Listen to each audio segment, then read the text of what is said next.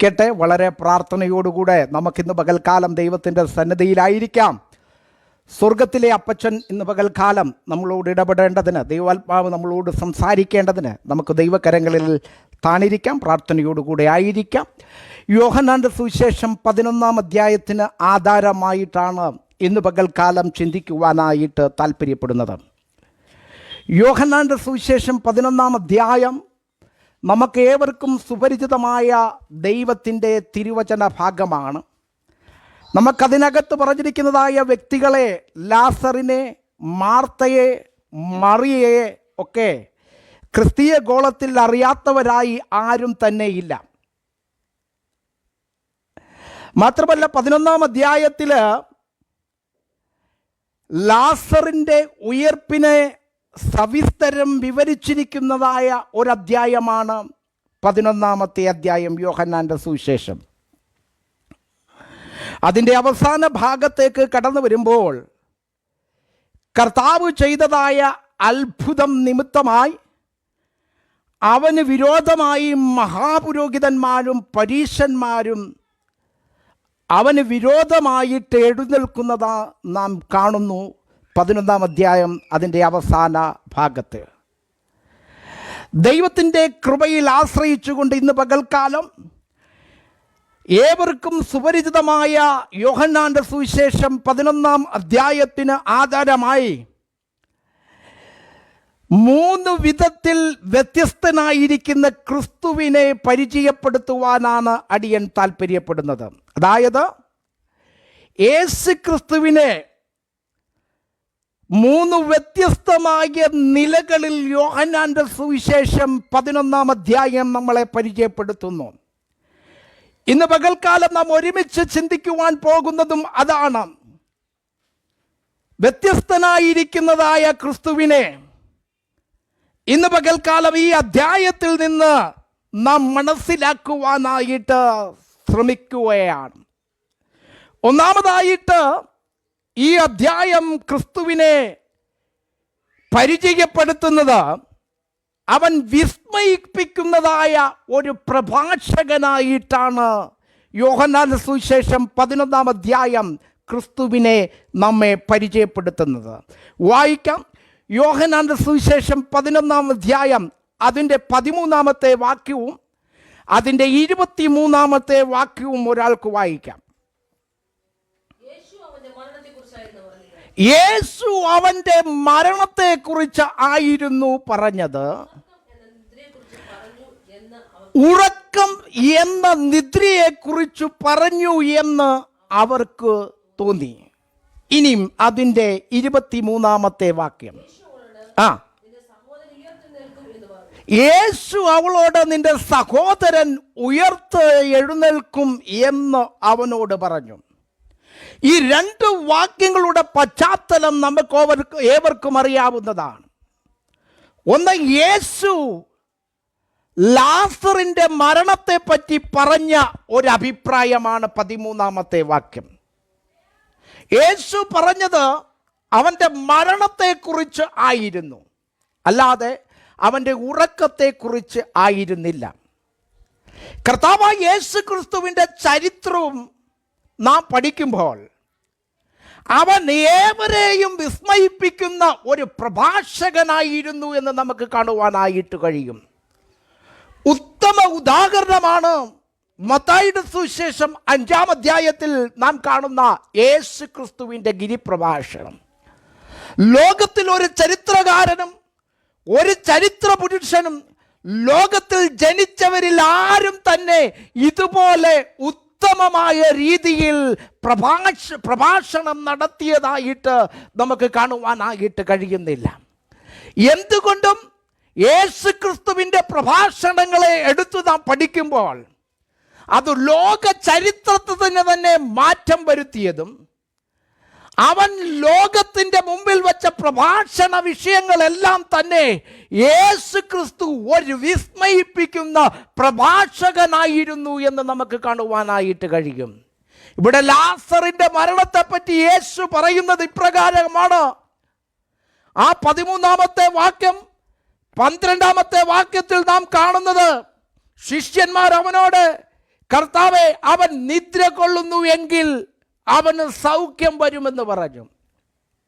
യേശുവോ അവൻ്റെ മരണത്തെക്കുറിച്ചായിരുന്നു എന്ന് പറയുന്നത്. അതായത് അതിനു മുമ്പ് യേശു ലാസറിന്റെ മരണത്തെ പറ്റി പറയുന്നത് അതിൻ്റെ മുകൾ ഭാഗങ്ങൾ വായിക്കുമ്പോൾ നമുക്ക് കാണുവാനായിട്ട് കഴിയുന്നു.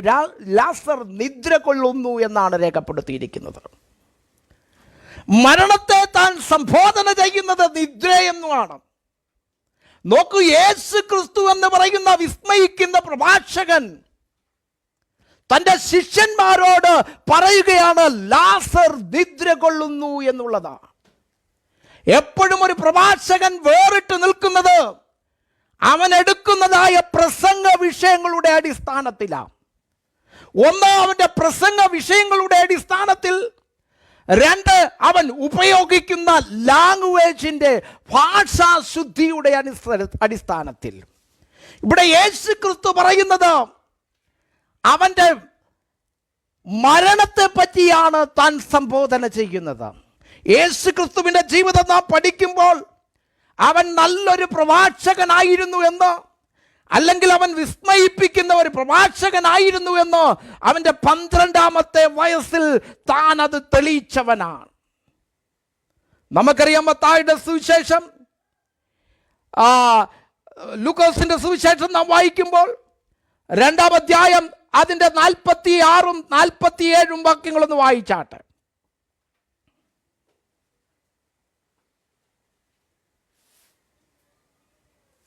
ലൂക്കോസിന്റെ സുവിശേഷം 2-ാം അധ്യായം 46-47.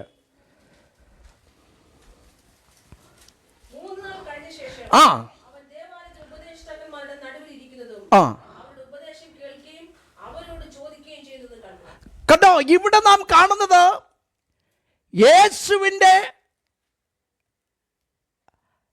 അപ്പനായ യോസഫും മറിയയും യേശുവിനെ അന്വേഷിച്ച് യെരുശലേം ദേവാലയത്തിൻ്റെ അവിടേക്ക് മടങ്ങി ചെല്ലുമ്പോൾ അവർ കാണുന്നത് യേശു മഹാപുരോഹിതന്മാരും ന്യായശാസ്ത്രിമാരും വട്ടമിട്ടിരിക്കുന്ന ആ സദസ്സിലിരുന്നു കൊണ്ട് അവരുടെ നടുവിലിരിക്കുന്നതും അവരുടെ ഉപദേശം കേൾക്കുകയും അവരോട് ചോദിക്കുകയും ചെയ്തുകൊണ്ടിരിക്കുന്നവനായ ക്രിസ്തു.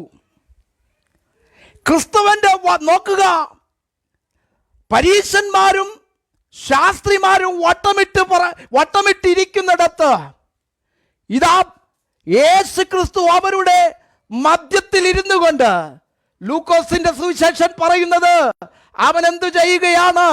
അവരോട് ഉപദേശം കേൾക്കുകയും അവരോട് ചോദിക്കുകയും ചെയ്തുകൊണ്ടിരിക്കുന്നു. അവൻ 47-ാമത്തെ വാക്യത്തിൽ പറയുന്നത് അവൻ്റെ വാക്ക് കേട്ടവർക്കെല്ലാം അവൻ്റെ വിവേകത്തിലും ഉത്തരങ്ങളിലും വിസ്മയമുണ്ടായി എന്ന. യേശു ക്രിസ്തു ഇതാ മഹാപുരോഹിതന്മാരും ന്യായശാസ്ത്രിമാരുടെയും മധ്യത്തിൽ ഇരുന്നു കൊണ്ട് അവരോട് ചോദ്യങ്ങൾ ചോദിക്കുകയും അവരോട് ഉപദേശങ്ങൾ കേൾക്കുകയും ചെയ്യുന്നു. 47-ാമത്തെ വാക്യത്തിൽ പറയുന്നത് അവൻ്റെ വാക്ക് എപ്രകാരമായിരുന്നു? അവൻ്റെ വിവേകത്തിലും ഉത്തരങ്ങളിലും അവർ വിസ്മയിക്കുവാനായിട്ടിടയായി തീർന്നു. ലാസറിന്റെ കല്ലറയ്ക്കൽ നാം കാണുന്നത് അതാണ്. യേശു തൻ്റെ ശിഷ്യന്മാരോട് പറയുമ്പോഴും ലാസറിന്റെ മരണത്തെക്കുറിച്ച് പറഞ്ഞപ്പോൾ അവർ വിസ്മയിക്കത്തക്ക നിലയിലാണ് അവൻ അവരോട് സംസാരിച്ചത്.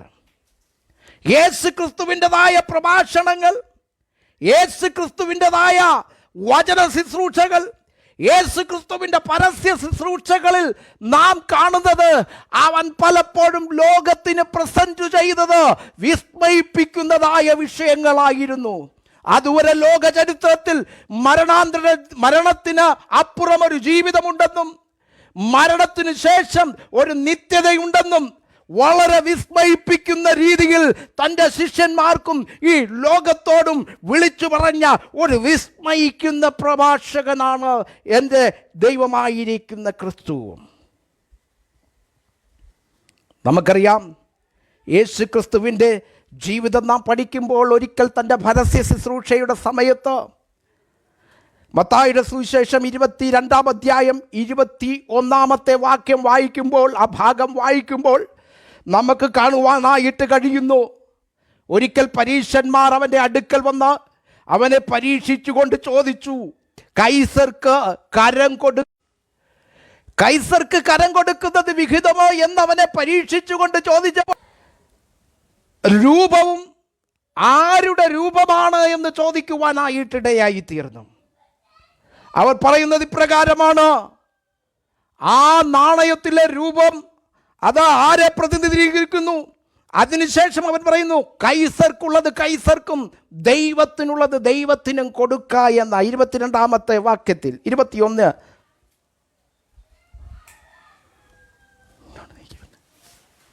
21-ാമത്തെ വാക്യം ഒന്ന് വായിച്ചാട്ടെ.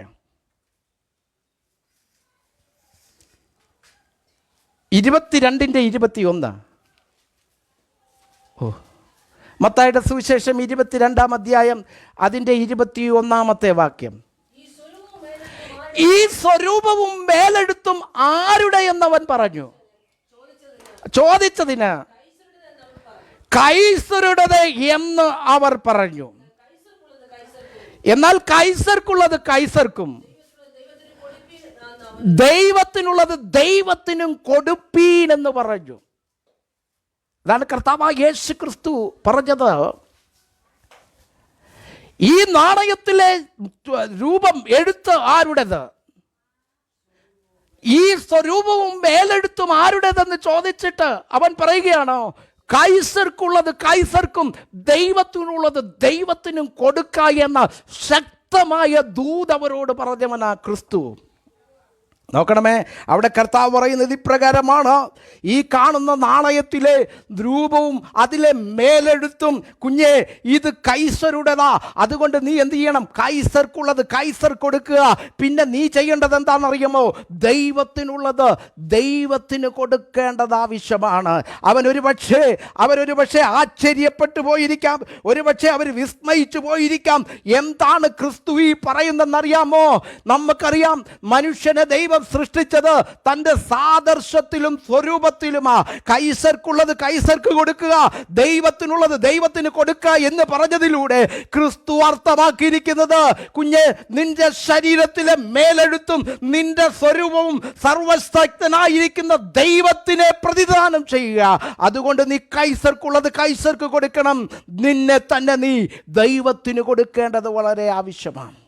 അവൻ വിസ്മയിക്കുന്ന പ്രഭാഷകനായിരുന്നു. തൻ്റെ ഉപദേശത്തിൽ നിന്ന് നമുക്കത് കാണുവാനായിട്ട് കഴിയുന്നു. 2 കാര്യങ്ങളാണ് അവനവിടെ പറയുന്നത്. ഒന്ന്, ഭൗതികമായ ചില കടമകൾ നിനക്കുണ്ട്. കാരണം എന്താ? നീ കൈസർക്കുള്ളത് കൈസർക്ക് കൊടുക്കണം.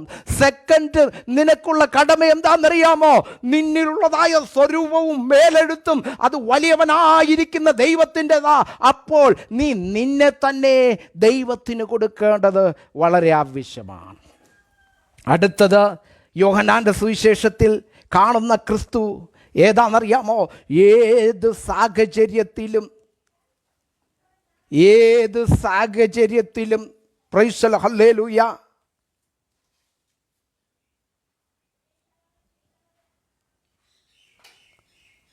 ഏത് സാഹചര്യത്തിലും ഇടപെടുന്നവനായ വലിയ ദൈവത്തെ നമുക്കവിടെ കാണുവാനായി കഴിയുന്നു. ഏത് സാഹചര്യത്തിലും സമയോചിതമായി ഇടപെടുന്ന ക്രിസ്തുവിനെ നമുക്ക് കാണുവാനായി കഴിയും. യോഹന്നാന്റെ സുവിശേഷം 11:17.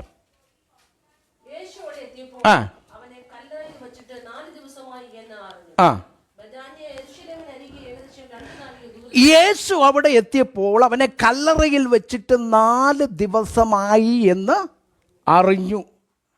ഇനി മത്തായിയുടെ സുവിശേഷം 14-ാം അധ്യായം അതിൻ്റെ 24-ാമത്തെ വാക്യം ഒന്ന് വായിച്ചു. 14:24.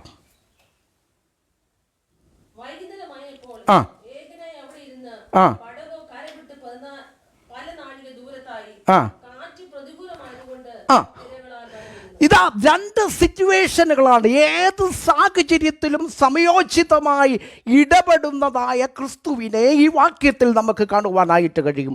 ഒന്നാമതായിട്ട്, ലാസർ മരിച്ച 4 ദിവസമായതിനു ശേഷം അവിടെ ചെന്ന് പ്രൈസലോ ആ ലാസറിനെ ഉയർപ്പിക്കുന്ന ക്രിസ്തുവിനെ നമുക്ക് കാണുവാനായിട്ട് കഴിയും. പ്രതികൂല സാഹചര്യത്തിലൂടെ അക്കരയ്ക്ക് കടന്നുപോയ ശിഷ്യന്മാരുടെ അടുക്കൽ അവർക്ക് വിടുതലിനായി കടലിൻ്റെ മീതെ നടന്നു ചെല്ലുന്നവനായ ക്രിസ്തുവിനെ നമുക്കിവിടെ കാണുവാനായിട്ട് കഴിയും. ഇങ്ങനെ തൻ്റെ ജീവിതം കൊണ്ട് ക്രിസ്തു എന്ന രക്ഷിതാവിനെ യോഹന്നാന്റെ സുവിശേഷം 11-ാം അധ്യായം പരിചയപ്പെടുത്തുന്നത് ഏതു സാഹചര്യത്തിലും സമയോചിതമായി ഇടപെടുന്ന ഒരു ക്രിസ്തുവിനെ നമുക്ക് യോഹന്നാന്റെ സുവിശേഷത്തിൽ കാണുവാനായി കഴിയും. ലാസറിനെ മരിച്ചവരുടെ ഇടയിൽ നിന്ന് ഉയർപ്പിക്കുക മാത്രമല്ല അവൻ ചെയ്യുന്നത്, പടകിൽ കയറി അക്കരയ്ക്ക് പോകുന്നതായ ശിഷ്യന്മാരെ മുങ്ങിത്താഴുമ്പോൾ അവർക്ക് വിടുതൽ നൽകുന്നവനായി, അവരെ രക്ഷിക്കുന്നവനായി, ആ കാറ്റിനെ ശാന്തമാക്കുന്നവനായി, ആ ഹല്ലേലൂയ അലകളെ പ്രൈസലോ ശാന്തമാക്കുന്നവനായി കടലിന്മീതെ നടന്നു ചെല്ലുന്നവനായ ക്രിസ്തുവിനെ നമുക്ക് കാണുവാനായിട്ട് കഴിയും. പ്രൈസലോ. അത് മാത്രമല്ല, ഒന്ന് ചിന്തിക്കുമ്പോൾ ഈ ഭാഗത്ത് നാം കാണുന്നത് പത്രോസ് കടലിന്മീതെ നടക്കുന്നവനായിട്ട് നാം കാണുന്നു. 12 അപ്പോസ്തലന്മാരിൽ വേറിട്ടു നിന്നവനാണ് പത്രോസ്. പത്രോസ് പറയുക, നീ ആകുന്നുവെങ്കിൽ ഞാൻ നിന്റെ അടുക്കലേക്ക് കടലിന്മീതെ നടന്നു വരേണ്ടതിന് നീ എന്ത് ചെയ്യണം? കൽപ്പിക്കണമെന്നും. അവൻ കടലിന്മീതെ നടന്നു ചെല്ലുവാനായിട്ടിടയായി തീർന്നു. അങ്ങനെ യേശു വന്ന് അവരുമായിട്ട് പടകിൽ കയറി അക്കരെ എത്തുന്നതായിട്ട് നാം കാണുന്നു. അപ്പോൾ ഏതു സാഹചര്യത്തിലും സമയോചിതമായി ഇടപെടുന്ന ഒരു ക്രിസ്തുവിനെ യോഹന്നാന്റെ സുവിശേഷം 11-ാം അധ്യായത്തിൽ നമുക്ക് കാണുവാനായിട്ട് കഴിയും. അതുപോലെ തന്നെ നാം കാണുന്നത് എന്താണെന്നറിയാമോ? മത്തായിയുടെ സുവിശേഷം 26-ാം അധ്യായം അതിൻ്റെ 52-ാമത്തെ വാക്യവും യോഹന്നാന്റെ സുവിശേഷം 18-ാം അധ്യായം അതിൻ്റെ 10-ാമത്തെ വാക്യവും വായിക്കുമ്പോൾ യേശുവിനെ പിടിക്കുവാനായിട്ട് യൂദയുടെ നേതൃത്വത്തിൽ ഒരു കൂട്ടം ആൾക്കാർ കടന്നു വരുമ്പോൾ അവിടെ നാം കാണുന്നത് ഒരുവൻ, ശിഷ്യന്മാരിൽ ഒരുവൻ തൻ്റെ വാളെടുത്ത് മഹാപുരോഹിതന്റെ ഹല്ലേലൂയ ചേകവനെ വെട്ടുവാനായിട്ടിടയായി തീർന്നു. നാം കാണുന്നത് യേശു എന്താ അവിടെ പറയുന്നത്? യേശു പറയുന്നു, വാൾ ഉറയിലിടുക എന്ന് പറഞ്ഞിട്ട് ആ മർക്കല്ലോസ് എന്ന് പറയുന്നതായ മഹാപുരോഹിതന്റെ ദാസന്റെ ചെവി തൽസ്ഥാനത്ത് മടക്കി കൊടുത്തവനാണ് എൻ്റെ കർത്താവ് എന്ന് പകൽക്കാലം പഠിക്കണം. കേവലം വാളെടുത്തവനെ ശാസിക്കുക മാത്രമല്ല അവൻ ചെയ്തത്, മർക്കല്ലോസിന്റെ പ്രൈസലോ ഹല്ലേലൂയ കാത് മടക്കി കൊടുത്തവനാണ് നമ്മുടെ കർത്താവായ യേശു ക്രിസ്തു എന്ന് ഇന്ന് പകൽക്കാലം നാം പഠിക്കണം. പലപ്പോഴും നമ്മുടെ ക്രിസ്തീയ ജീവിതത്തിൽ പ്രതികൂലങ്ങൾ കടന്നു വരുമ്പോൾ, പ്രശ്നങ്ങൾ കടന്നു വരുമ്പോൾ പ്രൈസലോ ഹല്ലേലൂയ പലപ്പോഴും ലോകം ചിന്തിക്കും, എന്തുകൊണ്ടാണ് പ്രൈസലോ ഇവരെ ഇത്രയധികം ഉപദ്രവിച്ചിട്ടും ഇവർ ഒരു വാക്കുപോലും പ്രതികരിക്കാത്തതെന്നറിയാമോ? ഞങ്ങൾക്ക് മധ്യേ ഒരു ക്രിസ്തുവുണ്ട്. അവൻ ഒരിക്കൽ പറഞ്ഞത് ഇപ്രകാരമാണ്, വാള് മടക്കി ഉറയിലിടുക, വാളെടുക്കുന്നവനെല്ലാം വാളാൽ. ഈ കാരണമാണ് ദൈവദാസന്മാർ തിരിച്ചു പ്രതികരിക്കാത്തത്. എൻ്റെ ഭാഷയിൽ പറഞ്ഞാൽ ഈ ഒരൊറ്റ കാരണമാണ്. ഞങ്ങളെ തല്ലിയാലോ, ഞങ്ങളെ ഉപദ്രവിച്ചാലോ, ഞങ്ങൾക്കെതിരെ പഴി പറഞ്ഞാലോ തിരിച്ചൊരക്ഷരം മിണ്ടാത്തതിന്റെ കാരണം ഇതാ, ഞങ്ങളുടെ ഉടയവൻ പഠിപ്പിച്ചത് വാളെടുത്ത് വെട്ടുവാനല്ല. വാളെടുത്തവനോട് പറഞ്ഞു, യു എന്ത് ചെയ്യ്, നിന്റെ വാള് നീ ഉറയിലിടുവാൻ പഠിപ്പിച്ചവനായ ക്രിസ്തു. അവനെയാണ് ഇന്ന് പകൽക്കാലം ഞാൻ ആരാധിക്കുന്നത്.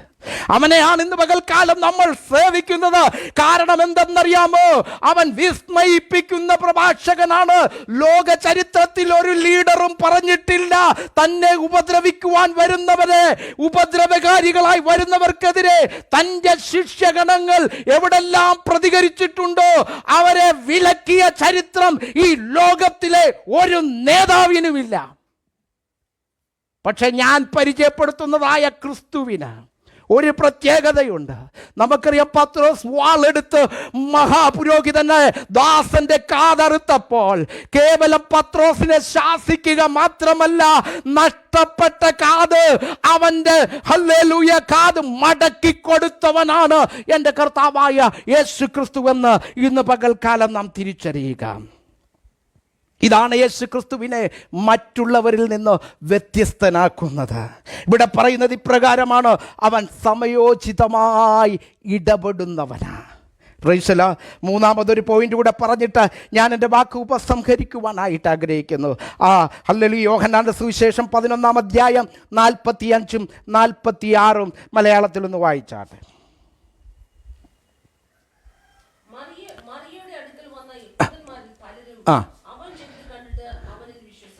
മറിയയുടെ അടുക്കൽ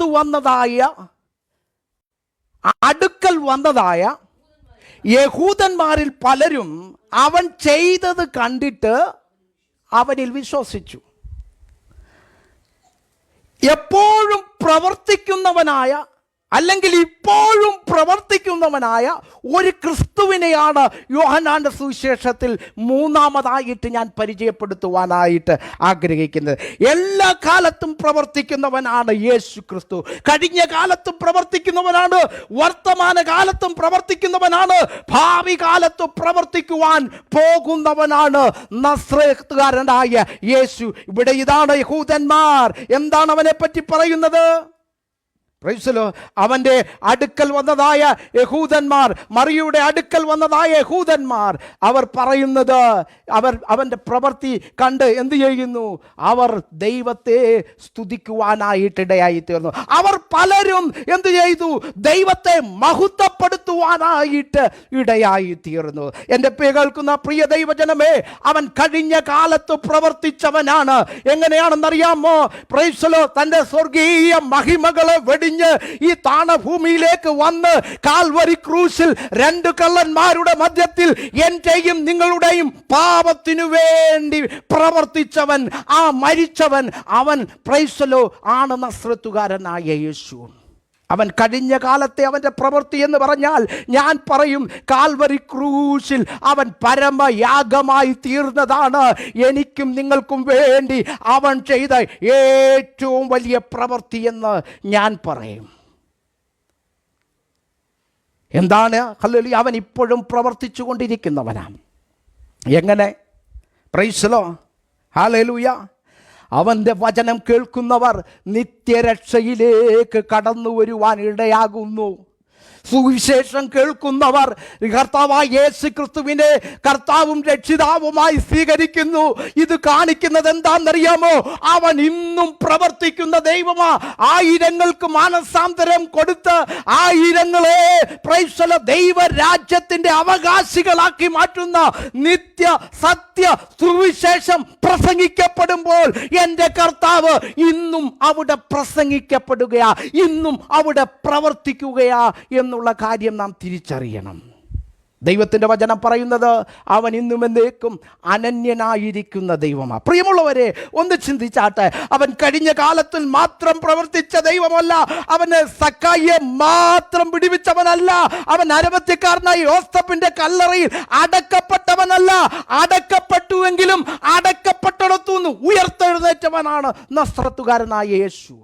ഞാൻ പലപ്പോഴും ചിന്തിക്കാറുണ്ട്, മനോഹരമായ കല്ലറ പണിത അരമത്യക്കാരനായ യോസേപ്പിൻ്റെ കല്ലറയ്ക്ക് ഒരു പ്രത്യേകത എന്താണെന്നറിയാമോ? എത്ര ക്ലിയറായിട്ട് അവൻ ആ കല്ലറ പണിതും മരണത്തെ കാത്തിരുന്നതാ. പക്ഷെ അതിനകത്താദ്യം അടക്കപ്പെടുവാൻ വിധിക്കപ്പെട്ടത് കർത്താവായ യേശു ക്രിസ്തുവാ. ഞാനൊരു വാക്കിൽ ഇപ്രകാരം പറയാം, അരമത്യക്കാരനായ യോസേപ്പിന് അവൻ്റെ കല്ലറ അതുപോലെ മടക്കി കൊടുത്തവനാണ് എൻ്റെ കർത്താവായ യേശു ക്രിസ്തു. അവനെയാണ്. അവൻ ഇന്നും പ്രവർത്തിക്കുന്നവനാണ്. ആയിരങ്ങൾക്ക് വിടുതലായിട്ട് മാറുന്നവൻ, ആയിരങ്ങൾക്ക് മാനസാന്തരം കൊടുക്കുന്നവൻ. അവന്റെ വചനം ഇപ്രകാരം പറയുന്നു, പ്രൈസ് ദി ലോർഡ്, ഹല്ലേലൂയ. സകല മാനവ രാശിയുടെയും രക്ഷയ്ക്ക് പാത്രീഭൂതനാകുന്ന ഒരേ ഒരു നാമം, അത് കർത്താവായ യേശു ക്രിസ്തുവിൻ്റെ നാമമാണ്. അവൻ ഇന്നും പ്രവർത്തിക്കുന്നവനാ. ഇനി വരുന്ന കാലത്തിലും അവൻ പ്രവർത്തിക്കുന്നതാ. നിങ്ങൾക്കറിയാമോ? വെളിപ്പാട് പുസ്തകം 20-ാം അധ്യായം പ്രത്യേകിച്ച് എടുത്ത് പഠിക്കുമ്പോൾ അവിടെ സഹസ്രാബ്ദ വെളിപ്പാടിനെ പറ്റി പറയുന്നു. യേശു ക്രിസ്തു വീണ്ടും രാജാവായിട്ട് വരും. അവൻ ഈ ലോകത്തെ റൂൾ ചെയ്യുന്നു, അവൻ ഈ ലോകത്തെ ഭരിക്കുവാനായിട്ടിടയായി തീരും. അപ്പോൾ അവൻ വീണ്ടും വരുന്നവനാണ്. അതുമാത്രമല്ല, ഈ സകല ഭൂമിയും ദൈവത്തിന്റെ ന്യായവും ദൈവത്തിന്റെ നീതിയും കൊണ്ട് നിറയപ്പെട്ട് ഹല്ലേലൂയ കർത്താവായ യേശു ക്രിസ്തു ദാവീദിന്റെ സിംഹാസനത്തിലിരുന്ന് ലോകത്തെ ന്യായം വിധിക്കുന്ന, ലോകത്തെ നിയന്ത്രിക്കുന്നതായ ഒരു സമയം കടന്നു വരുവാൻ പോകുകയാണ്. അതിൻ്റെ അർത്ഥം അവൻ എപ്പോഴും പ്രവർത്തിക്കുന്നവനാണ് എന്നുള്ളത്. പ്രിയമുള്ളവരെ, ഇന്ന് പകൽക്കാലം യോഹന്നാന്റെ സുവിശേഷം 11-ാം അധ്യായത്തിന് ആധാരമായി നാം ചിന്തിച്ചത് കർത്താവായ യേശു ക്രിസ്തുവിനെ 3 വ്യത്യസ്ത രീതികളിലായിരുന്നു. ഒന്നാമതായിട്ട് നാം അവനെ കണ്ടത് അവൻ വിസ്മയിപ്പിക്കുന്ന പ്രഭാഷകനായിട്ട് തൻ്റെ ശിഷ്യന്മാരോട് സംസാരിച്ചപ്പോൾ, മാർത്തയോടും മറിയയോടും സംസാരിച്ചപ്പോൾ, അവൻ മരണത്തെ പറ്റി പ്രസ്താവിച്ചപ്പോൾ, അവൻ കരം കൊടുക്കുന്നതിനെ പറ്റി പ്രസ്താവിച്ചപ്പോൾ, അവൻ എന്ത് ചെയ്തു? തൻ്റെ അനുചരന്മാരെ വിസ്മയിപ്പിക്കുന്ന, ഇന്നും ലോകത്തെ വിസ്മയിപ്പിച്ചു കൊണ്ടിരിക്കുന്ന ഒരു വലിയ വിസ്മയിപ്പിക്കുന്ന പ്രഭാഷകനാണ് എൻ്റെ കർത്താവായ യേശു ക്രിസ്തു. രണ്ടാമതായിട്ട് നാം കണ്ടത് ഏത് സാഹചര്യത്തിലും സമയോചിതമായി ഇടപെടുന്നവനായിരിക്കുന്ന ക്രിസ്തുവിനെ. മർക്കൊല്ലോസിന്റെ കാതറുത്തപ്പോൾ പത്രോസിനെ ശാസിക്കുക മാത്രമല്ല ചെയ്തത്, മർക്കൊല്ലോസിന്റെ കാതിനെ യഥാസ്ഥാനത്ത് നൽകി കൊടുത്തവൻ പ്രൈസല കർത്താവായ യേശു ക്രിസ്തുവാ. അരമത്യക്കാരനായ യോസഫിന്റെ കല്ലറ അതുപോലെ മടക്കി കൊടുത്തവൻ എൻ്റെ കർത്താവാ. പ്രൈസല ഹല്ലേലൂയ. ഭൂതബാധിതരെ വിടിവിച്ചവൻ എൻ്റെ കർത്താവാ. പ്രൈസല ഹല്ലേലൂയ. പരീശന്മാരുടെ നാവിനെ അടപ്പിച്ചവൻ എൻ്റെ കർത്താവാ. ഏത് സാഹചര്യത്തിലും സമയോചിതമായി ഇടപെട്ടവൻ ക്രിസ്തുവാ. മൂന്നാമതായിട്ട് നാം കണ്ടത് എപ്പോഴും പ്രവർത്തിക്കുന്നവനായിരിക്കുന്ന കർത്താവ്. കാൽവറിയിൽ അവൻ പരമയാഗമായി തീർന്നു. ഇന്ന് ഈ വർത്തമാന കാലഘട്ടത്തിൽ പ്രൈസലോ അവന്റെ സുവിശേഷം പ്രഖ്യാപിക്കുന്നതിലൂടെ ഹല്ലേലൂയ, ലൂക്കോസ് എന്ന വൈദ്യൻ പറഞ്ഞതുപോലെ മറ്റൊരുത്തിലും രക്ഷയില്ല. നാം രക്ഷിക്കപ്പെടുവാൻ ആകാശത്തിന്റെ കീഴിൽ മനുഷ്യരുടെ ഇടയിൽ നൽകപ്പെട്ട ഒരേ ഒരു നാമം, അത് നസ്രത്തുകാരനായ യേശുവിന്റെ നാമമാണ്. അവന്റെ നാമത്തിങ്കൽ ആയിരങ്ങൾ വിടുവിക്കപ്പെട്ടുകൊണ്ടിരിക്കുകയാണ്. അവന്റെ നാമത്തിങ്കൽ 10,000 രക്ഷയുടെ അനുഭവത്തിലേക്ക് കടന്നു വന്നുകൊണ്ടിരിക്കുകയാ. ഇത് കാണിക്കുന്നത് അവൻ ഇന്നും പ്രവർത്തിക്കുന്ന ദൈവമെന്നാണ്. ഇന്ന് പകൽക്കാലം എന്നെ